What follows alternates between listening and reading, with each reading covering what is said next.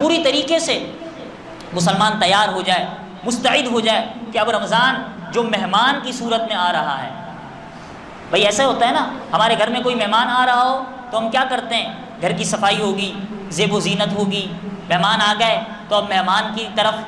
کوئی ایسا مرحلہ نہ ہو کہ مہمان کو ایسا لگے کہ ہم اس کی طرف توجہ نہیں دے رہے، یا اس کا احساس نہیں کر رہے، یا اس کی ناقدری کر رہے ہیں۔ تو اب جب رمضان مہمان کی صورت میں ہمارے پاس آئے گا، 29 یا 30 دن ہمارے پاس رہے، نہ جانے وہ 29 یا 30 دن بھی ہمیں پورے ملتے ہیں یا نہیں ملتے، کس کی زندگی 29-30 دن کی پوری ہے یا نہیں ہے۔ ہمیشہ دعا کرنی چاہیے کہ یا اللہ ہمیں پورا رمضان المبارک بھی عطا فرما، اور رمضان میں عبادت کرنے کی توفیق بھی عطا فرما، اور اس عبادت کو اپنی بارگاہ میں قبول بھی فرما لے۔ تو وہ رمضان کا مہینہ جو مہمان کی صورت میں آنے والا ہے، ہم نے جس طریقے سے دنیاوی مہمانوں کے لیے تیاریاں کرتے ہیں نا، گھروں کی صفائی ہو رہی ہے، اسی طریقے سے ہم صفائیاں بھی کرنی ہیں،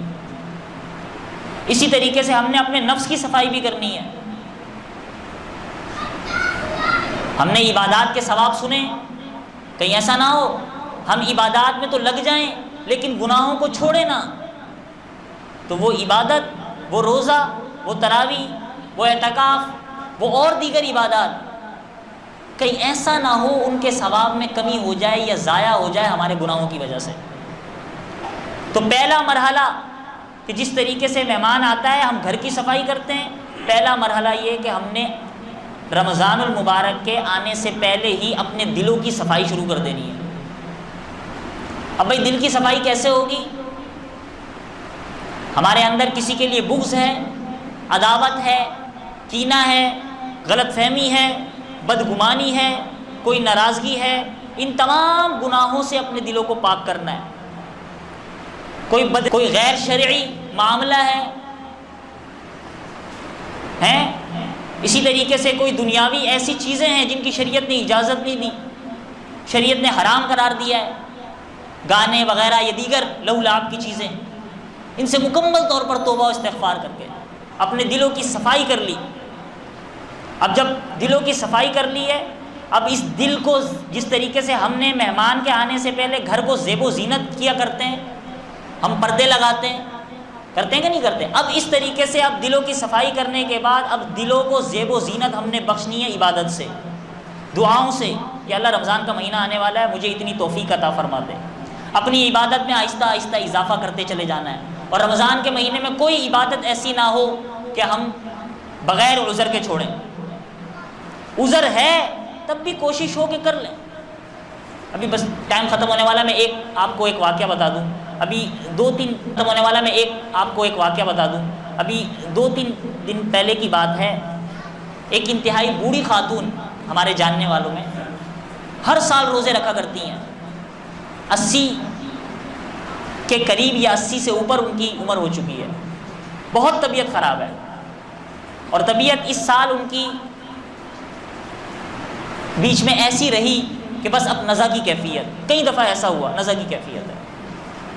2 دن پہلے ان کا فون آیا اور وہ فرمانے لگی کہ میں جو ہوں روزہ رکھنا چاہتی ہوں لیکن مجھے میرے بچے روزہ رکھنا نہیں دے رہے، لیکن اب کچھ پتہ نہیں ہے، طبیعت بھی خراب ہے، ہمت بھی، دل تو چاہ رہا ہے، دوائیاں بھی چل رہی ہیں، کیا کروں؟ اب ان کا احساس دیکھیں، میں نے ان کو کہا کہ ٹھیک ہے، آپ زوال تک کے لیے اپنی کچی پکیں، اگر آپ کو محسوس ہو کہ طبیعت میں خرابی ہے، اول بات تو یہ کہ عذر ہے آپ کا، اتنی عمر پہنچ چکی ہے آپ کی، بیمار ویسے ہیں، شیخ فانی کے لیے روزہ معاف ہے لیکن وہ فدیہ ادا کرے گا، اور وہ فدیہ ادا کرتی ہیں، روزہ رکھنے کے باوجود بھی وہ فدیہ ادا کرتی ہیں، اللہ تعالیٰ نے انہیں اتنا دیا ہے۔ لیکن میں نے ان کو ایک طریقہ بتا دیا، لیکن میں ذکر یہ کر رہا ہوں کہ جب ایسے خواتین اور ایسے مرد حضرات ہیں کہ جن کے لیے عذر بھی ہے، وہ پھر بھی رکھنے کے لیے تیار ہوتے ہیں، تو ہمارے جو نوجوان ہیں، جو نوجوان طبقہ ہے، جو صرف یہ محسوس کرتا ہے کہ یار دھوپ ہے چھوڑ دیتے ہیں، جاب پہ جانا ہے چھوڑ دیتے ہیں، یہ کوئی عذر نہیں ہے، جاب پہ جانا یا دھوپ کا ہونا یا گرمی کا زیادہ ہونا یہ روزہ چھوڑنے کا عذر بن ہی نہیں سکتا۔ آخرت میں ہم اللہ تعالیٰ کو کیا منہ دکھائیں گے؟ ایک روزہ بھی اگر بغیر عذر کے چھوڑ دیا، احادیث مبارک، آخرت میں ہم اللہ تعالیٰ کو کیا منہ دکھائیں گے؟ ایک روزہ بھی اگر بغیر عذر کے چھوڑ دیا، احادیث مبارکہ میں آتا ہے ساری زندگی بھی اگر روزہ رکھتا رہے تو اس ایک روزے کا کفارہ نہیں ہو سکتا۔